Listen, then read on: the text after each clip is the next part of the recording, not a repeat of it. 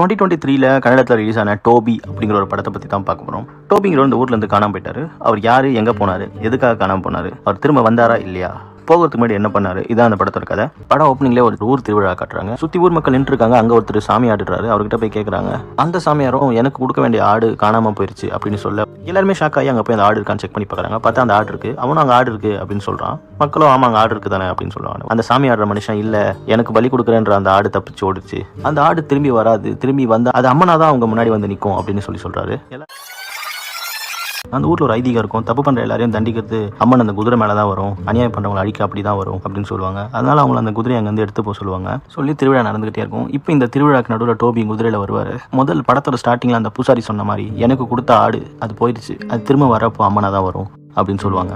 அதே மாதிரி ஆனந்தோட பலியாடி இப்போ அம்மனா மாதிரி குதிரையில் ஏறி வந்திருக்கு. இவங்களை பழிவாங்க. அப்புறம் கட்டாயம் இந்த படத்தை பாருங்கள். இது ஒரு நல்ல ஃபிலிமாக இருக்கும். எந்த விதத்தில் உங்களை டிசப்பாயின்ட் பண்ணாது. அப்படி ஒரு நல்ல